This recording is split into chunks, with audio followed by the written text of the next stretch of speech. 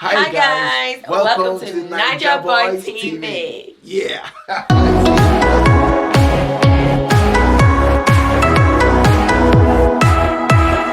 Ekweremadu, last time you did run like chicken, but next time we go flog you with kubuku. We no one know if you like make you represent us, as long as you no one do waiting we want. We'll keep hunting you, all of you thief politicians, until you return all the loot when you steal. Next time, my man, you won't get so lucky, because Germans, they no give a shit about it. Yes, so my Niger people, welcome back to the channel. I still remain your man, Niger boy for life. Now today, it's going to be a very tough one, honestly, because I'm trying to appeal to Nigerians that live in the diaspora to please start to respect themselves.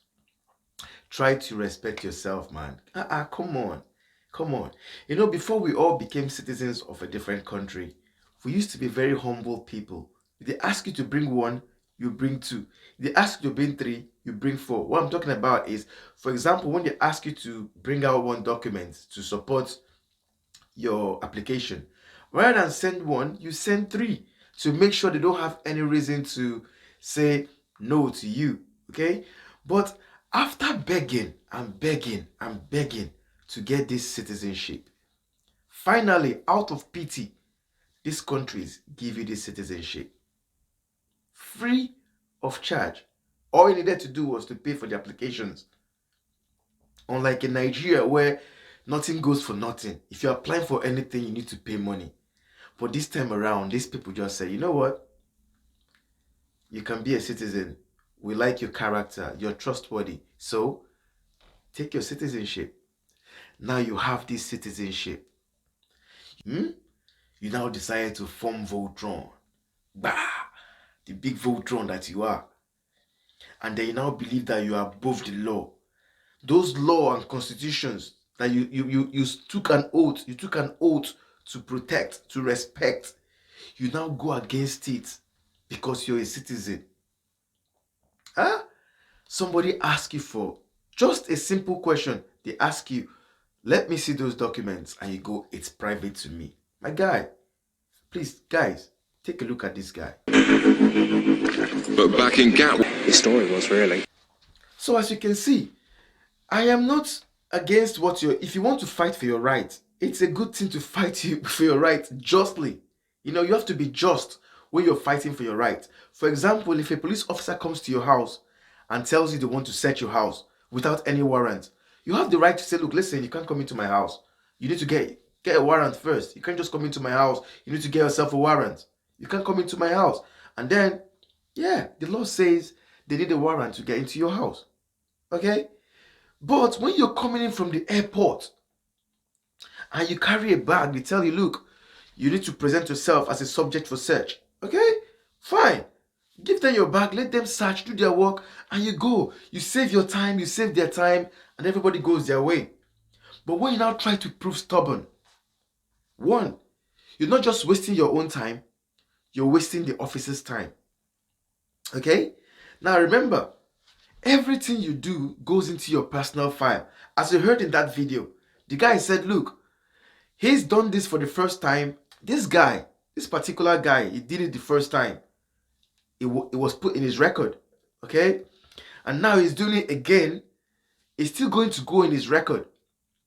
The third time he does it, it will already be assumed that he's been cautioned. So the third time he does it, he could be charged to court for wasting the time of the officer. Now, mind you, at the end of the day, those documents were still read. They were searched. Now let me ask you guys a question, right?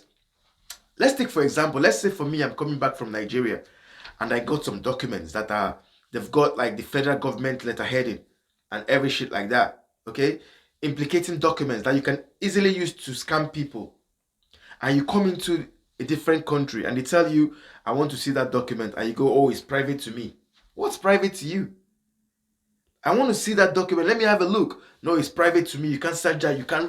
You pull the stuff off. You can't read that document. You can't read it. It's private to me.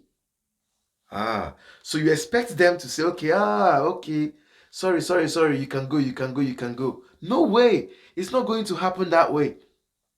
They must check those documents to see if they are authentic documents. If what purpose the document was going to serve.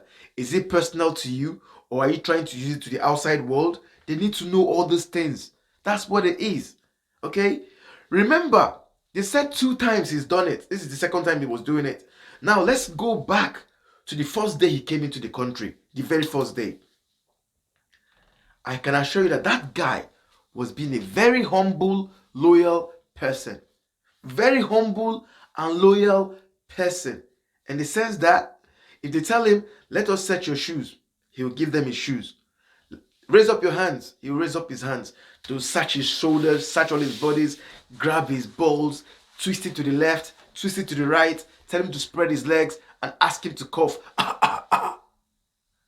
You see, he will do all those things. He will respect the law, because then he was trying to make sure that But now that he's gotten all those things and he's now decided to form Voltron, he starts to prove stubborn.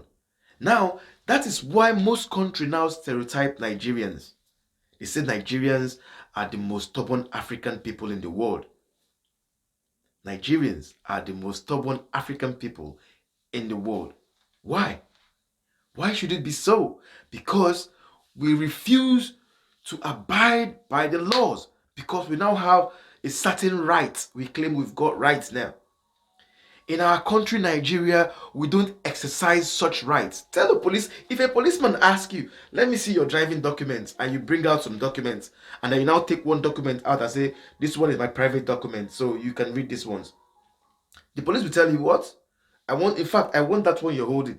I go, no, you can't read this. It's my private document. By the time they land one slap in your head, just one slap, you begin to confess something you're not even a part of. Please, I took part in the offer robbery. I took part in the offer robbery. They say, who's asking you about offer robbery? I took part. No, you don't need to. Please, don't slap me again. I took part in offer robbery. Please. They'll be begging. That's how it is.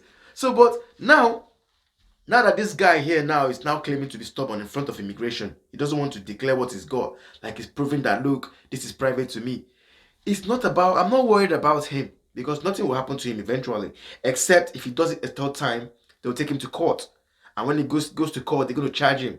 But the people I'm worried about is the JJCs coming, the newcomers, the Nigerian youths that are trying to come overseas and make things right for themselves.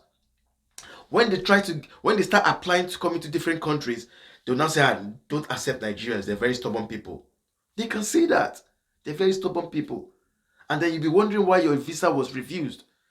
They can just say, okay, you know what? Because Nigerians are very stubborn, let's take 10,000 Nigerians, 30,000 Ghanaians, 30,000 Cameroonians, 100,000 Sudanese or Chad. Yeah?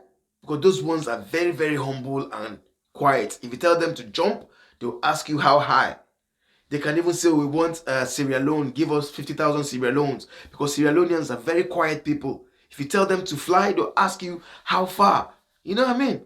That's how it is. But Nigerians, if you tell them to fly or jump, they'll ask you, which level? What do they feel like now? Make me jump. Why you jump first now? You jump first. So we claim all these rights. At the same time, we're putting our friends, our families, and people that are yet to come in problems. So please, guys, those of you that are already settled, please, it doesn't cost you anything to respect the law. Remember now, they're supposed to teach you from house now. Before you enter, they don't teach you now. Respect yourself. I beg you, I beg. Let people, when they come, make themselves enter now. Don't be so. I've been only want to enjoy. My guy, bash. Let's go to the next news. Now, moving on to Ekweremadu. I know most of you have seen the video of Ekweremadu, and I want to tell you what I feel about it. Okay, my own take on Ekweremadu. You see, I said there was one video I made before. I said I tagged it Buhari's Animal Farm. You know what I mean? I classed Nigeria as Buhari's Animal Farm. What happened in Animal Farm? You see that after some time, when those guys were being oppressed to the wall, they got pushed to the wall. Yeah, they had to turn around and started chasing their masters. They chased their masters out of the farm. That is about to happen in Nigeria. Ekweremadu is just the first step. Ekweremadu is just the first step. Very soon, all those thief politicians, all those thief criminal politicians, they will not be able to travel abroad anymore because people will be waiting for them. Come and give account. If you know you're clean, you're holy, you've been respecting your people, you've been doing as your people have said, then come with confidence, travel abroad with confidence, come and relax, enjoy your money, go and rent a yacht, chill. But if you know your hands are not clean, my advice for you is stay in Nigeria until Nigeria is good. Make sure you clean Nigeria and make it good. Because if you come back here, if you come back, you know, Ekweremadu, they use just eggs. Pum, eggs. Eggs is nothing now. You know, egg is just like, you know, gives you fresh skin. To be honest, egg, when you throw eggs on your face, it will make your face fresher. So that's just nothing. This time around, we're going to look for you know, all these African shops abroad. I'm sure some of them do sell koboko. Yeah, some of them do sell koboko. When we get those kobokos, guy, and maybe you catch somewhere like Okurausa. Hey, Okurausa, they will flog that guy, and he can't run. You know, Ekweremadu can run. If you see, look at, I respect Ekweremadu. That guy, he could run. He was running away. But Okurausa cannot run, which means he will just present us his back and his buttocks, and we'll flog the hell out of him. The hell out of him. So Okurausa, is it Okurausa or Okurausa? He won. He won. Repair your country. Represent your people well. All the money you've stolen, go and return it. Return it back to the government so that you don't get fucked up. That's what it is, Okurausa. I don't like violence. I don't support violence. So I'm begging you to do those things well. Because if you get caught, don't forget your security. They're not traveling with you. They're not traveling abroad with you. It's just you. You'll be on your own. So beware. Alright guys, thank you very much for watching. This is where I'm going to close the curtains. For those of you who are watching for the first time, please do like, share and subscribe. Subscribe is very important. Subscribe. And then for those of you who are subscribed already, thank you very much for keeping in touch. And I love you guys. May God bless you all. Thank you very much. Niger Boy for life. Thank you.